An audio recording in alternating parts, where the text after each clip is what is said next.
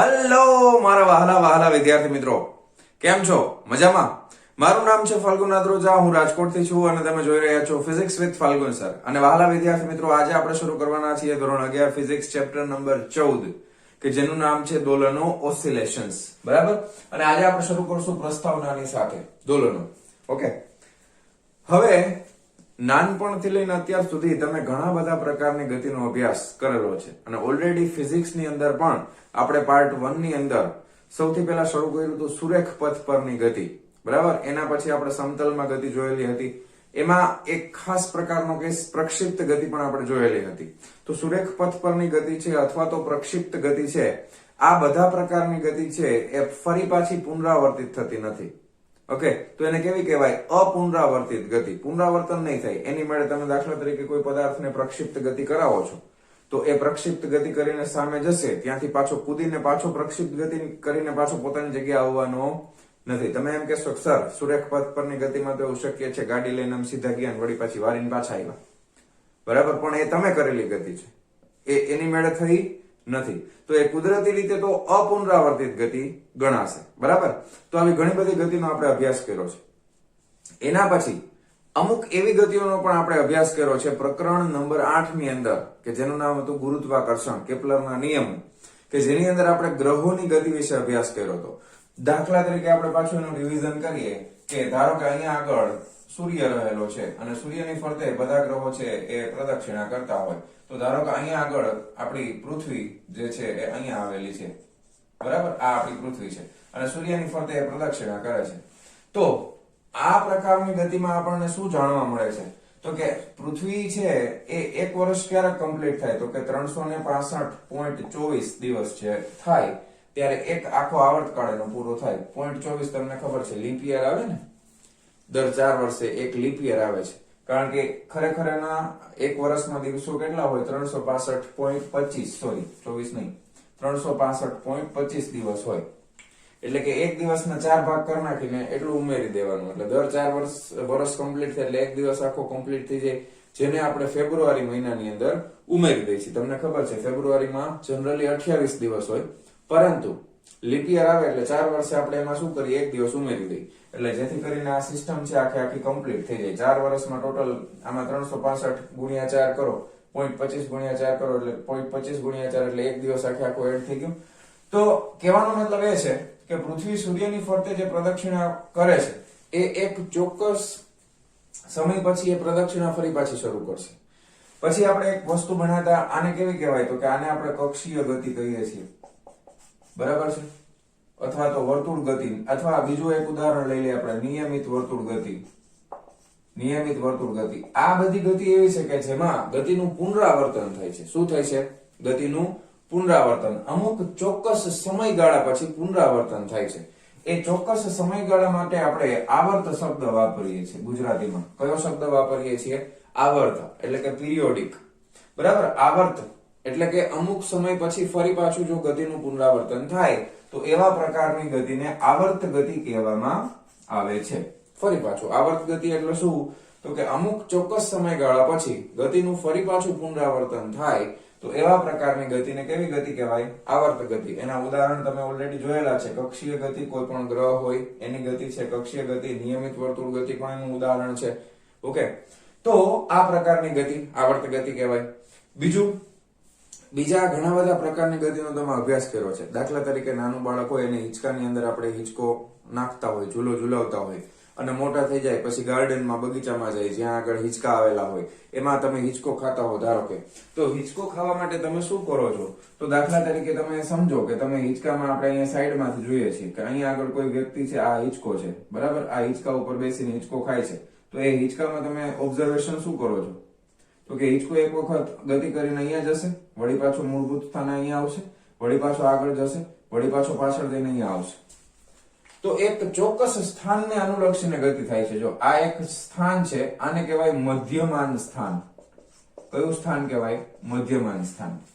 તો મધ્યમાન સ્થાનને અનુલક્ષીને હિંચકો ઉપર જાય છે, પાછો મધ્યમાન સ્થાને આવે છે, પછી આ તરફ ઉપર આગળ વધે છે, ત્યાં ઉપર જશે, વળી પાછો મધ્યમાન સ્થાને આવશે, પાછળ જશે. તો અહીંયા આગળ મધ્યમાન સ્થાનની આસપાસ હિંચકો શું કરે છે? ગતિ કરે છે. એમાં પણ અમુક સમય પછી પાછું મધ્યમાન સ્થાને આવે છે ને, તો આ ગતિ પણ આવર્ત ગતિ છે. આ હિંચકાની ગતિ છે એ પણ કેવી ગતિ છે? આવર્ત ગતિ છે. પરંતુ આ ગતિમાં અને આ ગતિમાં કઈ ફેરફાર છે? તો કે જો આમાં આખું વર્તુળ કમ્પ્લીટ થાય છે, આમાં વર્તુળ કમ્પ્લીટ થતું નથી.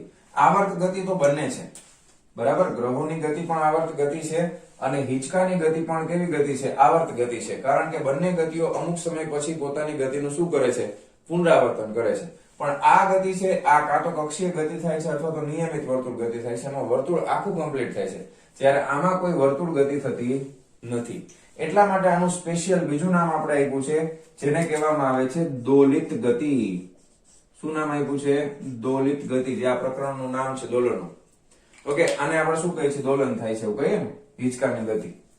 ઓકે, તો આ પ્રકારની ગતિને આપણે કહીએ છીએ દોલિત ગતિ. તો આમાંથી તમને એક સરસ મજાનું વાક્ય શીખવા મળે. એ વાક્ય આપણે અત્યારે જ યાદ રાખી લઈએ કે આ દોલિત ગતિ છે એ કેવી ગતિ છે? આવર્ત ગતિ. તો લખી શકાય કે દરેક દોલિત ગતિ એ આવર્ત ગતિ છે. એટલે કે અમુક સમય પછી પોતાની ગતિનું પુનરાવર્તન કરે છે. દરેક દોલિત ગતિ, કોઈ પણ પ્રકારનું દોલન થતું હશે તો આમ જ થાય. દરેક દોલિત ગતિ આવર્ત ગતિ છે, પરંતુ બધી જ આવર્ત ગતિ એ દોલિત ગતિ ન પણ હોય. વાક્ય સમજાણું? હવે આમાં આવર્ત ગતિ તો છે, પણ શું આ દોલિત ગતિ છે? તો કે ના. પણ દરેક દોલિત ગતિ છે આવર્ત ગતિ હશે જ. કારણ કે અમુક સમય પછી પોતાની ગતિનું પુનરાવર્તન થાય તો જ આપણે એને દોલિત ગતિ કહીએ છીએ. એટલે બધી જ દોલિત ગતિઓ આવર્ત ગતિ છે, પણ બધા પ્રકારની આવર્ત ગતિ દોલિત ગતિ નથી.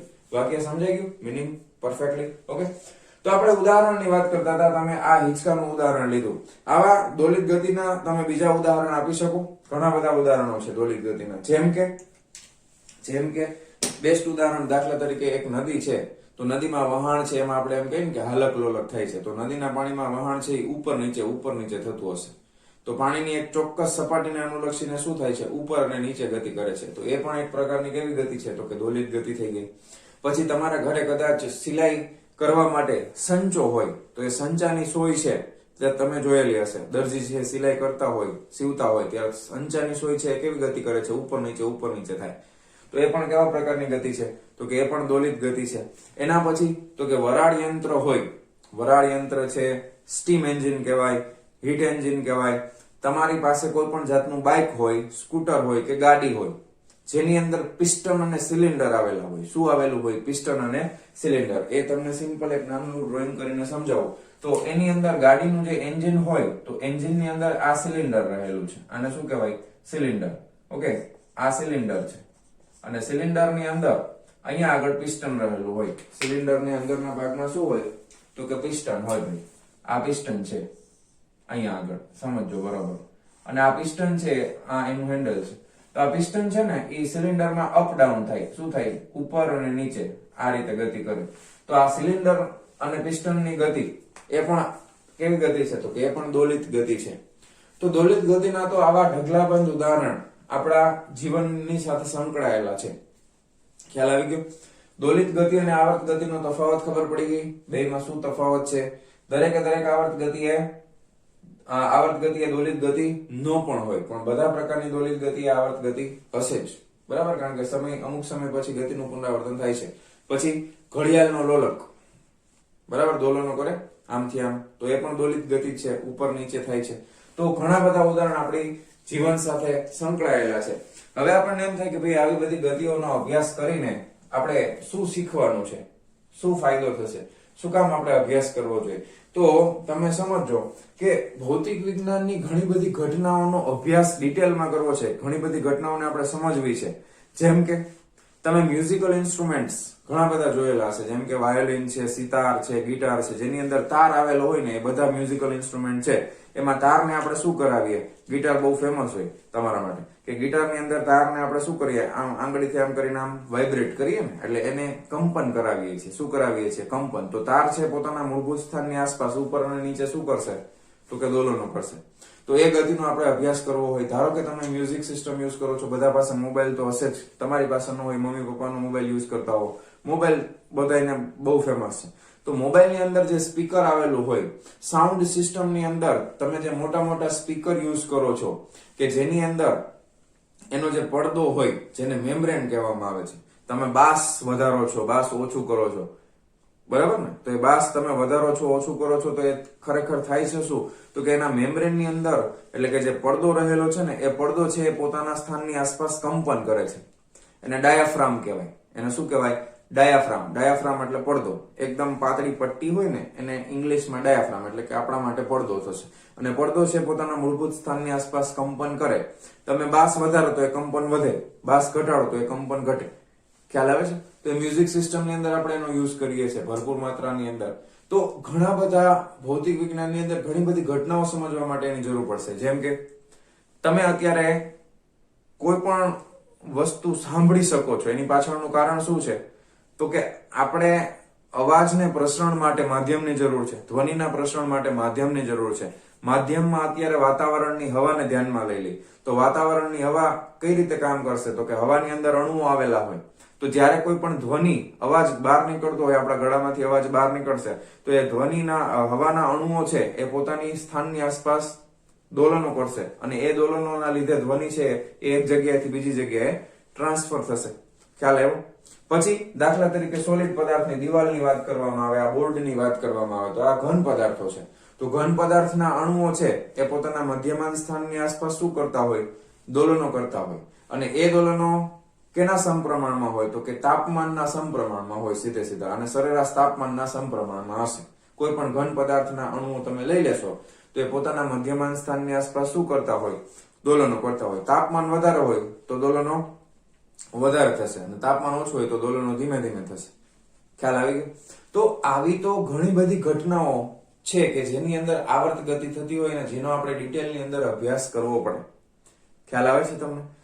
પછી તમે તમારા ઘરે જે કઈ પણ વસ્તુઓ ઇલેક્ટ્રોનિક સાધનો યુઝ કરો છો, ટ્યુબલાઇટ, પંખો, બધું, તો આપણા ઘરે જે વોલ્ટેજ આવે છે એ કયા વોલ્ટેજ આવે છે? તો કે એસી વોલ્ટેજ આવે છે. થોડું ઘણું તમે ઓલરેડી 9મા 10મામાં શીખી લીધું હશે વોલ્ટેજ અને એના વિશે, ઇલેક્ટ્રિસિટી વિશે થોડો ઘણો ખ્યાલ હશે. આપણા ઘરે જે વોલ્ટેજ આવે છે કયા વોલ્ટેજ છે? તો કે એસી વોલ્ટેજ છે. કેવા વોલ્ટેજ છે? તો કે એ વોલ્ટેજ છે ઈ એસી વોલ્ટેજ છે. હવે એસી વોલ્ટેજ નો મતલબ શું થાય? તો કે એસી વોલ્ટેજના જે વોલ્ટેજ હોય ને એ આપણે, તમને ખબર છે, ઘરે તમે આપણે કેટલા 220 થી લઈને 240 ની વચ્ચે હોય. 240 વોલ્ટ. આ વોલ્ટેજ એટલે વોલ્ટ. આટલા વોલ્ટેજ સપ્લાય આપણને આપે, ગવર્નમેન્ટ માંથી આવે આપણા ઘરે. હવે આ કેવા છે? એસી. એટલે આ વોલ્ટેજ નો ગ્રાફ તમે બનાવો ને, 12મા ધોરણમાં આપણે શીખવાના છે ડિટેલમાં કે વોલ્ટેજ વર્સિસ સમયનો તમે ગ્રાફ બનાવશો ને તો આ વોલ્ટેજ છે ને એ આ રીતના હોય. આ રીતે જો આખો ગ્રાફ આ રીતે બને. તો અહીંયા આગળ વોલ્ટેજ ઉપરના ભાગમાં ધન છે, નીચેના ભાગમાં ઋણ છે. એટલે ઉપરના ભાગમાં અહીંયા વોલ્ટેજ વધ્યા, પ્લસ થયા, પછી પાછા 0 થઈ ગયા, પછી પાછા ઋણ થઈ ગયા. એટલે શું થઈ ગયું? તો કે આવર્ત રીતે આ મધ્યમાન સ્થાન એટલે શૂન્યની આસપાસ દોલન કરે છે, પ્લસ અને માઇનસમાં. ખ્યાલ આવ્યો? તો વોલ્ટેજ માટે પણ આ શીખવા માટે પણ દોલનો શીખવા જરૂરી છે. આવર્ત ગતિ થાય છે ને, કેવી ગતિ થાય છે? તો કે આવર્ત ગતિ કરે છે, બરાબર. અમુક સમય પછી પુનરાવર્તન કરે છે, ઉપર જાય છે ધન, નીચે ઋણ, પાછા ધન, પાછા ઋણ, પાછા ધન, પાછા ઋણ. તો આ બધી વસ્તુઓ આપણા જીવન સાથે સંકળાયેલી છે, ફિઝિક્સ સાથે સંકળાયેલી છે. આ બધી વસ્તુઓને ડિટેલમાં શીખવા માટે તમારે દોલનોને શીખવું પડે. આ બધું શીખવા માટે શું શીખવું પડે? તો કે દોલનો શીખવું પડે. અને દોલનો શીખવા માટે અમુક વ્યાખ્યાઓ ખાસ યાદ રાખવી પડે, બરાબર છે. આવર્ત કાળ, સપોઝ તમે આવર્ત ગતિ માટે પહેલો શબ્દ આપણે જોયો તો કે પહેલો શબ્દ શું આવે? તો પહેલો આવશે આવર્ત કાળ, બરાબર. આ બધું જ આપણે શીખવાના છે ડિટેલમાં. આવર્ત કાળ એટલે અમુક નિશ્ચિત સમય પછી ગતિનું પુનરાવર્તન થાય છે તો એ સમયગાળાને શું કહેવાય? આવર્ત કાળ. ઇંગ્લિશમાં એને શું કહેવાય? તો કે ઇંગ્લિશમાં એને પિરિયોડિક ટાઈમ કહેવાય અથવા પીરિયડ કહેવાય. પીરિયોડિક ટાઈમ અથવા તો પીરિયડ કહેવાય. એના પછી બીજા કયા કયા શબ્દો શીખવા પડશે આપણે? તો કે આ બંને પ્રકારની ગતિમાં આવશે શબ્દો. આવર્ત ગતિમાં પણ આવશે અને દોલિત ગતિમાં પણ આવશે. તો આવર્તકાળ શબ્દ આવશે, પછી બીજો શબ્દ આવશે આવૃત્તિ, જેને ઇંગ્લિશમાં આપણે ફ્રીક્વન્સી કહીએ છીએ, બરાબર છે. એકમ સમયમાં થતા દોલનોની સંખ્યા, એ બધું જોશું ડિટેલમાં. ખાલી અત્યારે શબ્દો યાદ રાખીએ. આવર્તકાળ શીખવાનો છે, આવૃત્તિ શીખવાની છે, પછી સ્થાનાંતર શીખવાનું છે. આ સ્થાનાંતર ઓલું નથી જે પહેલા આપણે શીખ્યા. આ દોલનો માટેનું સ્થાનાંતર છે. એને ઇંગ્લિશમાં શું કહેવાય? તો કે ડિસ્પ્લેસમેન્ટ કહેવામાં આવે છે. આવર્તકાળ, આવૃત્તિ, સ્થાનાંતર, બરાબર, બધી જ વસ્તુઓ. પછી આ કળા આપણે શીખવાના છીએ. કળા એટલે શું થાય તો કે ફેઝ થાય. કળા એટલે શું થાય તો કે ફેઝ થાય. ઓકે, પછી આપણે કંપ વિસ્તાર જોવાના છે જેને ઇંગ્લિશમાં એમ્પ્લિટ્યુડ કહેવાય. આ બધી જ વ્યાખ્યાઓ આ પ્રકરણમાં આગળ ધીમે ધીમે જેમ જેમ આગળ વધશું એ પ્રમાણે આપણે શીખતા જશું. ખ્યાલ આવી ગયો? તો હવે તમને અંદાજ આવી ગયો હશે કે આપણે દોલનો નામનું પ્રકરણ શું કામ શીખવું પડે છે.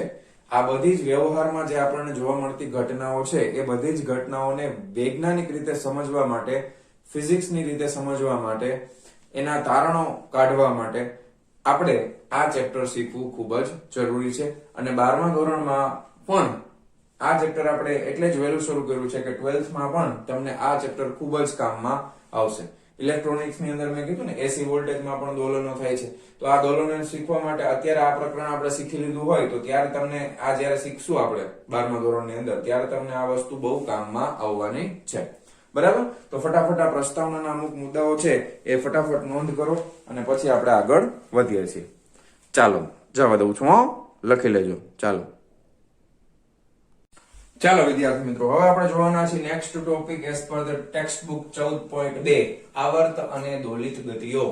આ ટોપિકની અંદર આપણે બંને વચ્ચેનો તફાવત જોવાના છીએ. અમુક ગ્રાફ દ્વારા એને સમજવાનો પ્રયત્ન કરવાના છીએ કે આવર્ત ગતિ એટલે શું થાય, દોલિત ગતિ એટલે શું થાય. એના પછી આ પ્રકરણમાં આગળ આપણે શું જોવાના છીએ એના વિશે થોડી ઘણી ચર્ચા આ ટોપિકની અંદર આપણે કરવાના છીએ. તો સૌથી પહેલા આપણે વ્યાખ્યાથી શરૂઆત કરવાના છીએ. આવર્ત ગતિની વ્યાખ્યા જોશું, પછી દોલિત ગતિની વ્યાખ્યા જોશું અને પછી આપણે ગ્રાફ દ્વારા એને સમજવાનો પ્રયત્ન કરશું. તો સૌથી પહેલા આપણે લખીએ છીએ ભાઈ આવર્ત ગતિની વ્યાખ્યા. ઓકે, હવે આવર્ત ગતિની વ્યાખ્યા ટેક્સ્ટ બુકમાં આપેલી છે પણ વ્યવસ્થિત રીતે આપેલી નથી. તો તમે આ વ્યાખ્યા જે હું લખું છું એનો પણ ઉપયોગ કરી શકો છો. ઓકે, તો વ્યાખ્યા શું છે? સિમ્પલ છે. જો કોઈ પદાર્થ કોઈ નિશ્ચિત પથ પર, જો કોઈ પદાર્થ કોઈ નિશ્ચિત પથ પર કોઈ નિશ્ચિત બિંદુને અનુલક્ષીને નિયત સમયાંતરે અથવા તો નિયત સમયાંતરે, સમયગાળે લખો, સમયાંતરે લખો, નિયત સમયાંતરે પોતાની ગતિનું પુનરાવર્તન કરે તો આવી ગતિને આવર્ત ગતિ કહે છે. કેવી ગતિ કહેવાય? આવર્ત ગતિ કહે છે. હવે વ્યાખ્યાને આપણે થોડુંક સમજવાનો પ્રયત્ન કરશું. જો કોઈ પદાર્થ કોઈ નિશ્ચિત પથ પર કોઈ નિશ્ચિત બિંદુને અનુલક્ષીને, જો કોઈ પદાર્થ કોઈ નિશ્ચિત પથ પર કોઈ નિશ્ચિત બિંદુને અનુલક્ષીને નિયત સમયાંતરે પોતાની ગતિનું પુનરાવર્તન કરે તો આવી ગતિને આવર્ત ગતિ કહે છે. હવે આવર્ત ગતિના ઘણા બધા ઉદાહરણો આપણે હમણાં જોઈએ. એમાંથી ફરી પાછા એક ઉદાહરણ લઈએ કે દાખલા તરીકે અહીંયા આગળ સૂર્ય રહેલો છે અને સૂર્યની ફરતે કોઈ ગ્રહ છે એ આ રીતે ગતિ કરે છે. ધારો કે આપણી પૃથ્વી છે, સમજી લો. બરાબર? તો હવે તમે આ એનો ગતિપથ છે નિશ્ચિત છે. દર વખતે કઈ પૃથ્વીનો માર્ગ છે બદલાવાનો નથી. તો આ ગતિપથ કેવો થઈ ગયો? આ નિશ્ચિત પથ થઈ ગયો કે નહીં? તો આ નિશ્ચિત પથ કહેવાય. હવે આ નિશ્ચિત પથ પર કોઈ નિશ્ચિત બિંદુને તમે આ પથ ઉપર અત્યારે વર્તુળ માર્ગે ગતિ છે, વર્તુળ ગતિ છે એટલે કોઈ પણ જગ્યાએ તમે એક નિશ્ચિત બિંદુ લઈ શકો. ધારો કે આપણે નિશ્ચિત બિંદુ અહીંયા લઈએ છીએ, સૂર્યની સૌથી નજીકનું બિંદુ આ તરફનું. બરાબર છે? તમને ખબર છે સૂર્ય ખરેખર મેં આકૃતિ દોરી છે એમાં સૂર્ય અહીંયા ક્યાંક હોવો જોઈએ. બરાબર ને? આપણે કેપ્લરના નિયમ ભણ્યા હતા ને. ઓકે, તો સૂર્યની સૌથી નજીકનું બિંદુ, આને તમે નિશ્ચિત બિંદુ માની લો અને આ દૂરનું બિંદુ છે. નિશ્ચિત બિંદુ તમે કોઈ પણ ને માની લો. બરાબર? હવે આ બિંદુને અનુલક્ષીને આની ફરતે, કોની ફરતે ગતિ કરે છે? સૂર્યની ફરતે નિયત સમયાંતરે પોતાની ગતિનું પુનરાવર્તન કરે. સમયાંતર હમણાં મેં તમને કીધું હતું 365.25 દિવસ હોય. એ ગતિનું પુનરાવર્તન થશે તો આવી ગતિને આવર્ત ગતિ કહેવાય. ખાલી આ એક જ ઉદાહરણ છે તો કે ના, ઢગલાબંધ ઉદાહરણો છે. બીજું ઉદાહરણ, ધારો કે કોઈ લોલક છે, ઘડિયાળનું લોલક. આ ઘડિયાળનું લોલક છે, આ લોલક છે એ આ રીતે ગતિ કરે છે. અમુક સમય પછી એ અહીંયા આવે છે, અમુક સમય પછી તે અહીંયા આવે છે. બરાબર? હવે એના માટે મારે શું કરવું પડે? આ જે બિંદુ છે ને અહીંયા, આને હું નિયત બિંદુ કહી દઉં છું. ઓકે, અથવા તો નિશ્ચિત બિંદુ કહી દઉં. નિયત બિંદુ કહી દો, નિશ્ચિત બિંદુ કહી દો. આ બિંદુને અનુલક્ષીને લોલક ઉપર જાય છે. ઓકે, વળી પાછું આવે છે અહીંયા, વળી પાછું આ તરફ જાય છે, વળી પાછું આવે છે. ઓકે, આ રીતે ગતિ કરે છે. તો તમે જો વ્યાખ્યા શું થાય છે? જો કોઈ પદાર્થ કોઈ નિશ્ચિત પથ પર, હવે આ લોલકનો પથ નક્કી થઈ ગયો, અહીંયાથી આમ જ જશે, બીજા કોઈ પથ ઉપર જવાનું નથી. નિશ્ચિત પથ થઈ ગયો, કોઈ નિશ્ચિત બિંદુ, તો આ નિયત બિંદુ છે, આપણું નિશ્ચિત બિંદુ થઈ ગયું. આ મધ્યમાન સ્થાન છે એનું, એને આપણે નિશ્ચિત બિંદુ કહી દઈએ. નિયત નહીં, નિશ્ચિત વ્યાખ્યાનો શબ્દ વાપરી બસ. આ નિશ્ચિત બિંદુ એટલે કે એનું મધ્યમાન સ્થાન છે, એને અનુલક્ષીને નિયત સમયાંતરે. હવે લોલક ને અહીંયાથી અહીંયા જઈ અને અહીંયા આવતા જેટલો સમય લાગે છે એટલો જ સમય અહીંયાથી અહીંયા જઈને અહીંયા આવતા લાગે છે. એ સમયગાળો ફિક્સ છે. તો નિયત સમયાંતરે પોતાની ગતિનું શું કરે છે? પુનરાવર્તન કરે છે. અથવા તમે એવું સમજો કે લોલકનું આ લોલક જ્યારે આ છેડાથી અહીંયા જાય છે અને ત્યાંથી પાછું અહીંયા આવે છે ત્યારે જેટલો સમય લાગે છે એટલો જ સમય દર વખતે એને અહીંયાથી અહીંયા આવતા લાગે છે. તો એ થઈ ગયો નિયત સમયાંતરે પોતાની ગતિનું પુનરાવર્તન કરે. તો આવી ગતિને શું કહેવાય? આવર્ત ગતિ કહે છે. વ્યાખ્યા યાદ રહી ગઈ? ઓકે, આકૃતિ જવા દઉં છું, ખાલી તમને સમજાય એટલા માટે મેં આકૃતિ દોરેલી છે. તો આવર્ત ગતિની વ્યાખ્યા યાદ રહી જશે. ટૂંકમાં કોઈ પદાર્થ, જો કોઈ પદાર્થ પોતાની ગતિનું પુનરાવર્તન કરતો હોય, ઓકે, તો એવી ગતિને શું કહેવાય? ટૂંકમાં આવર્ત ગતિ કહેવાય. ઓકે, હવે આપણે બીજી વ્યાખ્યા જોવાના છીએ, એ છે દોલિત ગતિની. તો કે ભાઈ દોલિત ગતિ એટલે શું?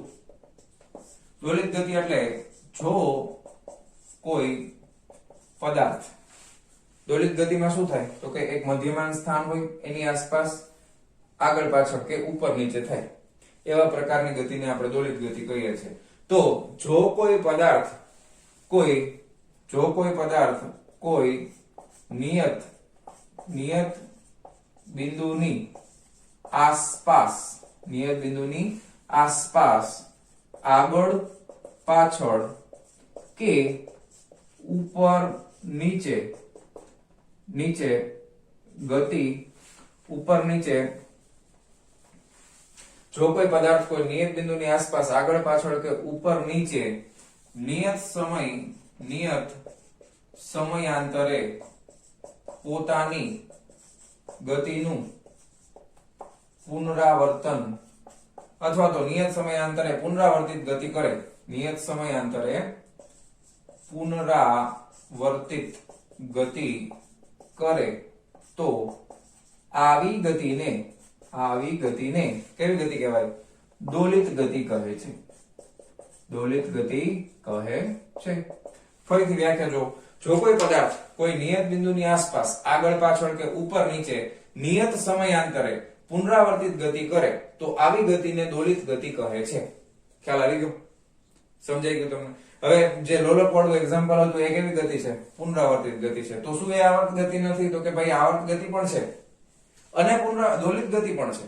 લોલકના એક્ઝામ્પલ વાળી ગતિ આવર્ત ગતિ પણ છે અને દોલિત ગતિ પણ છે. પણ શું જો પૃથ્વી છે એ સૂર્યની આસપાસ પરિભ્રમણ કરે છે એ દોલિત ગતિ છે? તો કે ના. મેં તમને હમણાં આગળ કીધું ને પ્રસ્તાવનામાં કે દરેક આવર્ત ગતિ, દરેક દોલિત ગતિ એ આવર્ત ગતિ છે જ. દરેક દોલિત ગતિ આવર્ત ગતિ છે જ, પણ બધી આવર્ત ગતિ દોલિત ગતિ નથી. બધી જ આવર્ત ગતિ એ દોલિત ગતિ નથી. ખ્યાલ આવી ગયો? તો તમે આ દોલિત ગતિના ઘણા બધા એક્ઝામ્પલો મેં તમને આપ્યા છે. લોલક વાળું એક્ઝામ્પલ છે એ દોલિત ગતિમાં લઈ શકો, સંચાની સોય છે એ લઈ શકાય, પછી પિસ્ટન વાળું જે હમણાં તમને કીધું એ પ્રમાણે. બરાબર? હવે આપણે અમુક ગ્રાફ ટેક્સ્ટબુક પ્રમાણે જે આપ્યા છે એને સમજવાનો પ્રયત્ન કરશું અને ગતિને સમજવાનો ફરીથી આપણે ડિટેલમાં અભ્યાસ કરશું. રેડી? વ્યાખ્યા જવા દો, ફટાફટ વિડીયો પોઝ કરીને લખી નાખો વ્યાખ્યા. ચાલો જવા દો ને, પાકું? હાલો, હવે વ્યાખ્યામાં થોડા ઘણા શબ્દો આમ તેમ થાય તો બહુ ચિંતા નહીં કરવાની હો, બરાબર? પણ મેઇન વસ્તુ પુનરાવર્તિત ગતિ અને એ નિશ્ચિત બિંદુ, નિયત બિંદુ, એ બધા શબ્દો આવવો જોઈએ એટલે થઈ ગયું. હાલો, હવે આપણે અમુક ગ્રાફ જોવાના છે ટેક્સ્ટબુક પ્રમાણેના, અને એના પરથી આપણે ગતિને સમજવાનો પ્રયત્ન કરશું. ધારો કે આપણે પહેલો ગ્રાફ જોવાના છીએ, એમાં બધા જ ગ્રાફ છે સ્થાન વિરુદ્ધ સમયના ગ્રાફ છે.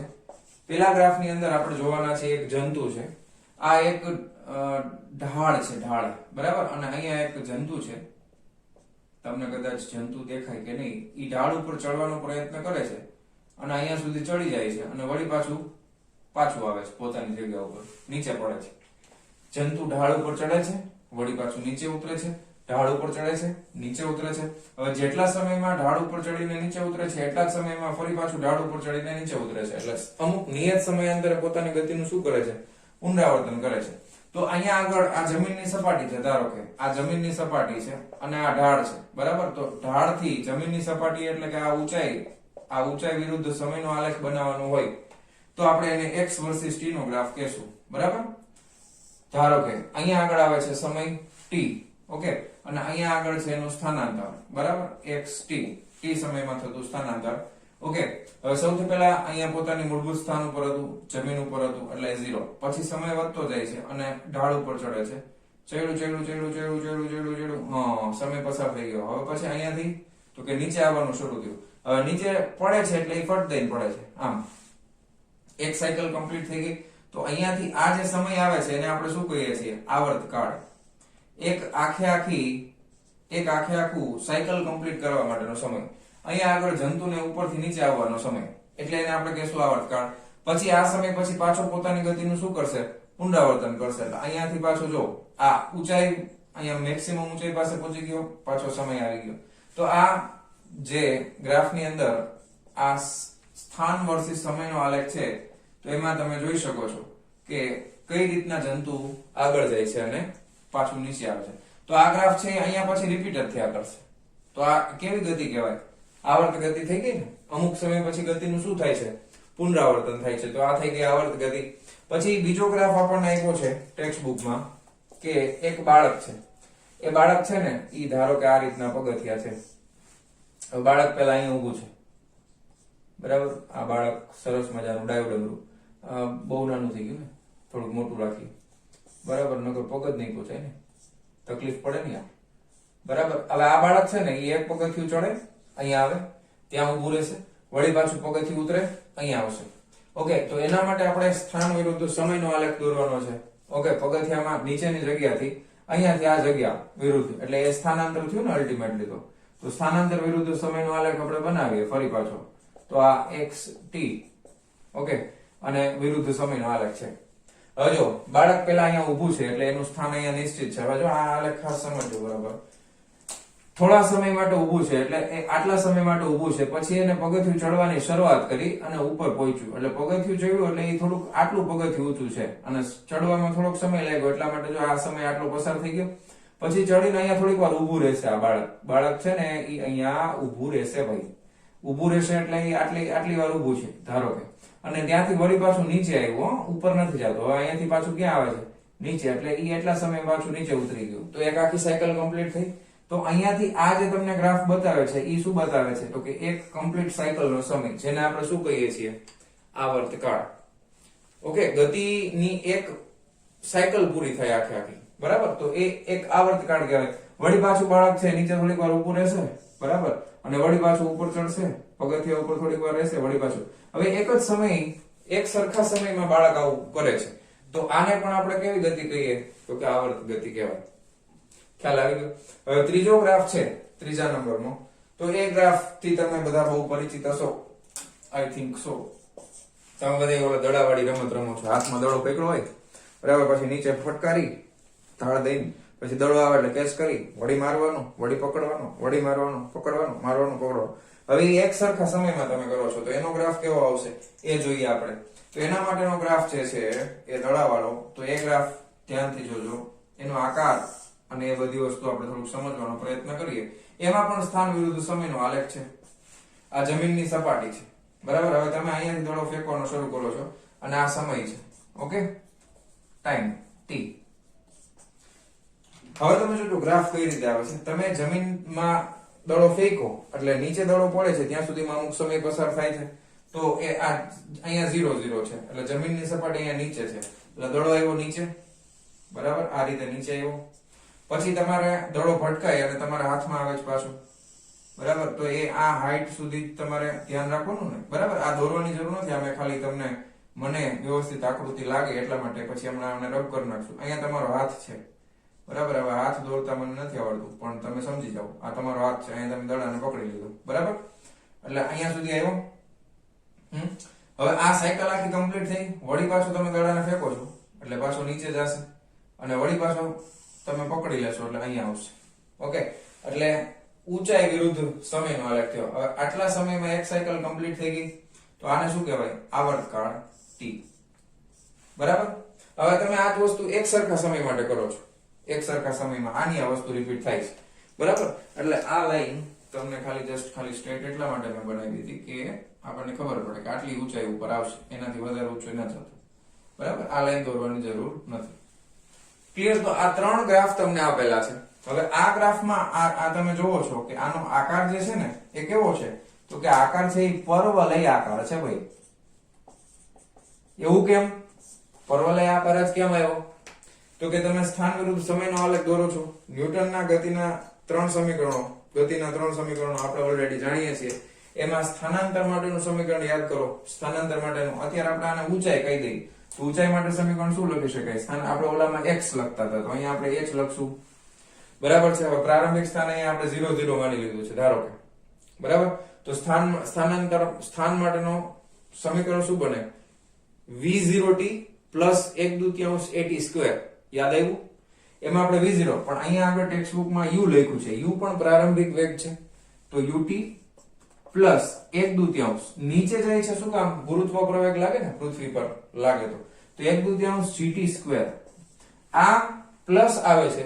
અહીંયા આગળ શું યાદ રાખવાનું? તો કે દડો નીચે જાય છે. દડો ક્યાં જાય છે? નીચે જાય છે. બરાબર?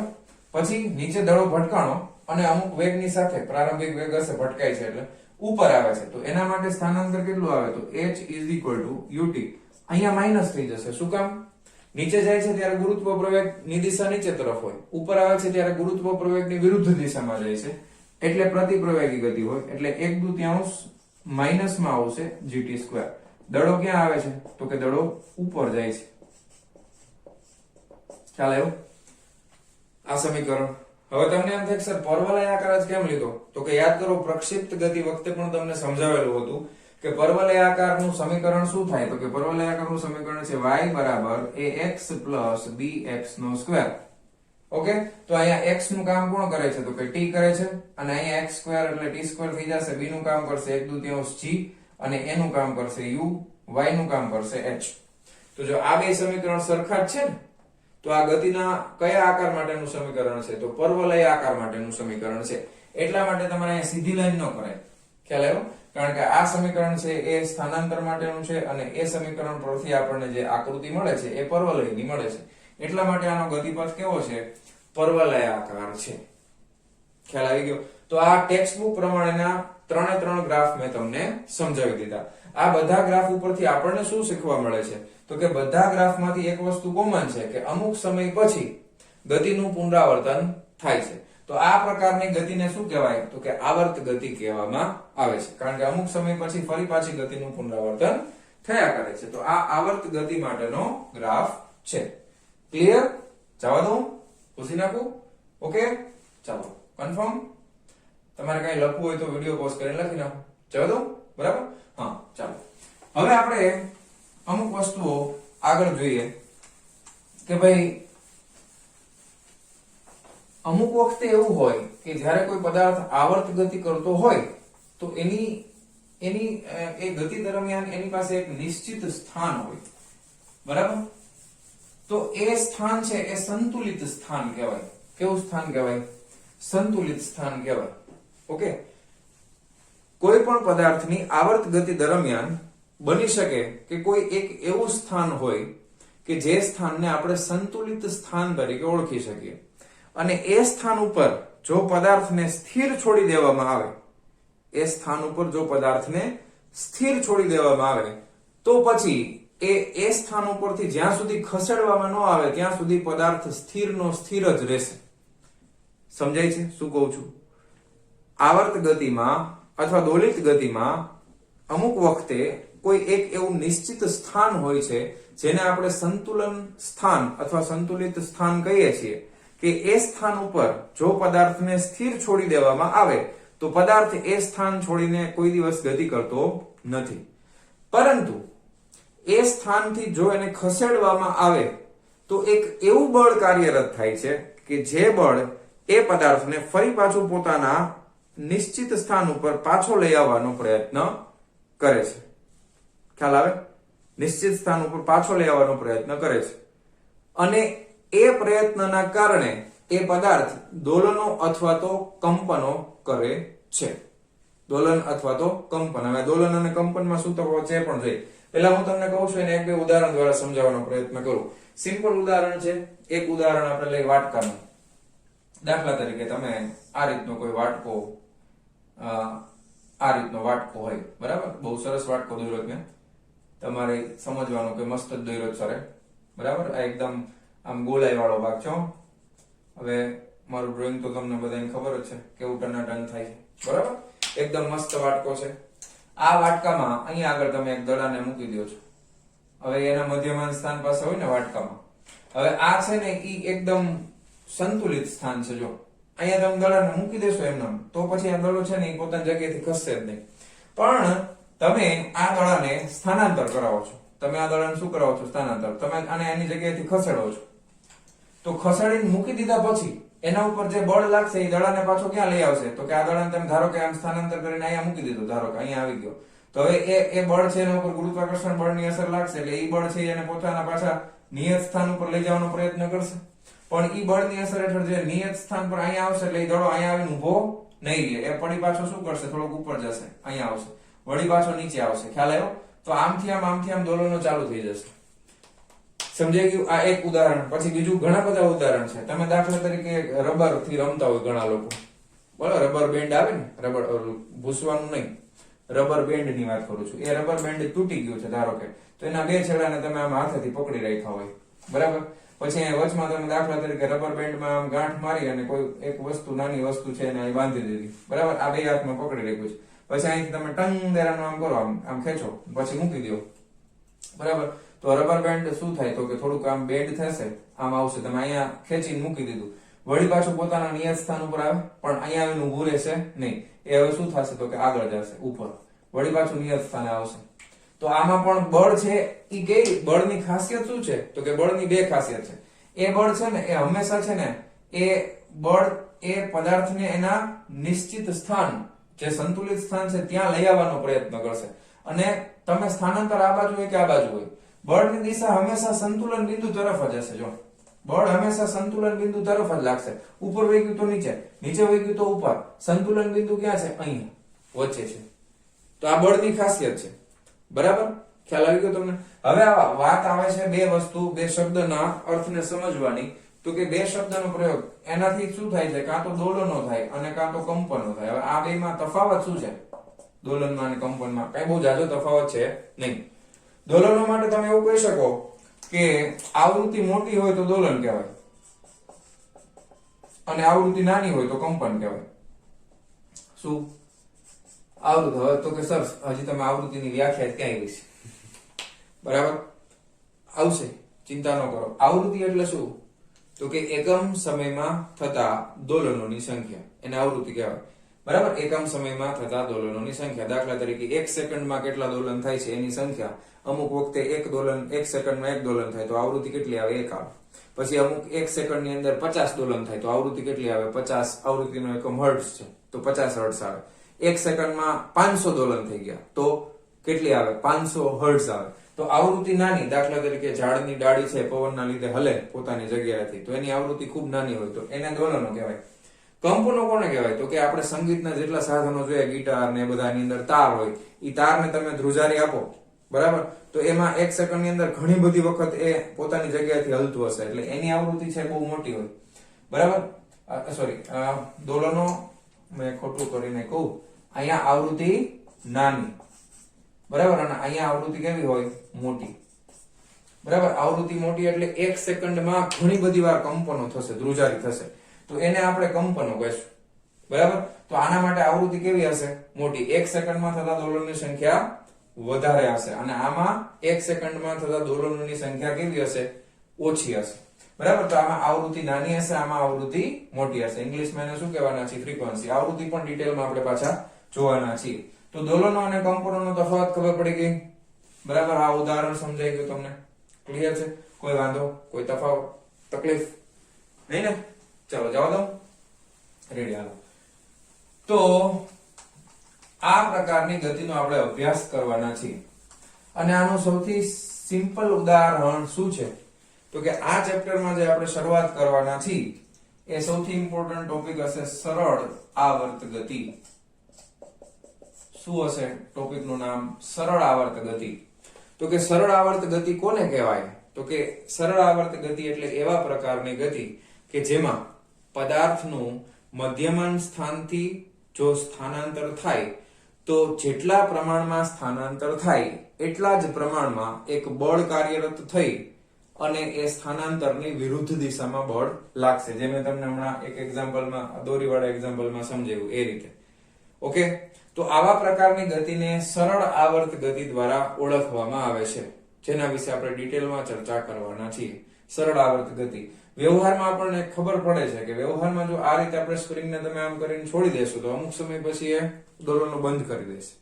બરાબર, દડાવાળા એક્ઝામ્પલમાં આપણે જોયું કે વાટકાની અંદર બોલને મૂકીને આમ કરી દેશો, પછી અમુક સમય પછી બોલ પોતાના નિશ્ચિત જે સ્થાન હતું, બરાબર છે, સંતુલિત સ્થાન, ત્યાં આવીને ઉભો રહી જશે. એના પાછળનું કારણ શું છે? તો કે વ્યવહારમાં ઘર્ષણ બળો છે, હવાના અવરોધક બળો છે, એ બધા બળો ગતિનો શું કરે છે? વિરોધ કરે છે, અને એના કારણે પદાર્થ છે એ ફરી પાછો પોતાના સંતુલિત સ્થાન ઉપર પાછો ફરે છે. તો જેમાં દોલનો છે એ તમે જે દોલન કરીને મૂકી દીધો છે પદાર્થને, એ દોલનો છે એ ધીમે ધીમે ઓછા થતા જશે. તો એવા પ્રકારના દોલનોને અવમંદિત દોલનો કહેવામાં આવે છે. એના વિશે પણ આપણે ડિટેલમાં જોવાના છીએ.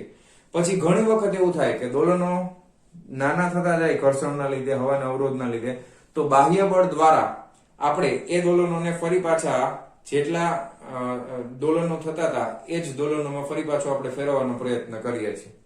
બરાબર, દાખલા તરીકે નાનું બાળક હોય, એને તમે હિંચકો નાખો છો, પછી હિંચકો તમે થોડોક જોરથી નાખી દીધો, પછી 1-2 મિનિટ ખમશો એટલે શું થઈ જશે? એના દોલનો છે એ થોડાક નાના થઈ જશે. બરાબર, તો ફરી પાછા આપણે હિંચકો નાખવાનું શરૂ કરશું, એટલે બાહ્ય બળ દ્વારા આપણે દોલનોને પાછા હતા એવા ને એવા એવડા ને એવડા બનાવી દીધા. ઓકે, તો એવા દોલનોને આપણે કહેવાના છીએ પ્રણોદિત દોલનો. કેવા દોલનો કહેવાના છીએ? પ્રણોદિત દોલનો. ફોર્સ્ડ ડેમ્પિંગ, ઇંગ્લિશમાં એને ડેમ્પિંગ કહેવાય. Okay, clear? તો અવમંદિત દોલનો વિશે અભ્યાસ કરવાના છીએ, પ્રણોદિત દોલનો વિશે અભ્યાસ કરવાના છીએ, સરળ આવર્ત ગતિ વિશે આપણે અભ્યાસ કરવાના છીએ. પછી આપણે આગળ શું જોવાના છીએ? તો કે દાખલા તરીકે એવું જરૂરી નથી કે કોઈ એક જ પદાર્થ હોય ને એ જ દોલન કરે. ઘણી વખત એવું બનતું હોય કે પદાર્થનો આખો સમૂહ હોય ને એ બધા સમૂહના બધા જ કણો દોલનો કરતા હોય. દાખલા તરીકે પાણી છે, તો પાણીની અંદર તરંગ ઉત્પન્ન થાય. પાણીમાં તમે પથ્થર ફેંકો તો પાણીના જેટલા અણુઓ છે ને એ બધા જ અણુઓ છે પોતાની જગ્યા ઉપર દોલન શરૂ કરી અને એક તરંગની રચના કરશે. બરાબર, તો એ તરંગોના પ્રકાર એ આના પછીના ચેપ્ટરમાં આપણે શીખવાના છે. તરંગ એટલે શું, તરંગના કેટલા પ્રકાર હોય, એ બધી વસ્તુ આપણે, તરંગો કેટલા, ઘણા બધા પ્રકારના તરંગો પાણીની અંદર જે ઉત્પન્ન થાય છે એ તરંગો છે. ધરતીકંપ આવે તો ધરતીકંપની અંદર પણ તરંગો ઉત્પન્ન થાય છે. પછી પ્રકાશ છે કયા સ્વરૂપમાં હોય? તો કે વિદ્યુત ચુંબકીય તરંગોના સ્વરૂપમાં હોય છે. તો તરંગો ઘણા બધા પ્રકારના છે. ધ્વનિના પણ તરંગો હોય છે. તો એ તરંગો વિશે ડિટેલમાં આપણે નેક્સ્ટ ચેપ્ટરની અંદર અભ્યાસ કરવાનો છે. તો આજના ટોપિકની અંદર આપણે આવર્ત ગતિ અને દોલિત ગતિ, આ બે વચ્ચેનો તફાવત શું છે, બેમાં સામ્યતા શું છે, એના વિશે અભ્યાસ કર્યો. ઓકે, અને હવે આપણે આ પ્રકરણમાં શું શું શીખવાના છીએ એના વિશે આપણે થોડી ઘણી માહિતી મેળવેલી છે. તો મારા વહાલા વિદ્યાર્થી મિત્રો, આજનો આ લેક્ચર આપણે અહીંયા પૂરો કરીએ છીએ. મળીએ છીએ નેક્સ્ટ વિડિયો લેક્ચરમાં આના પછીના ટોપિકની સાથે. ત્યાં સુધી આવજો.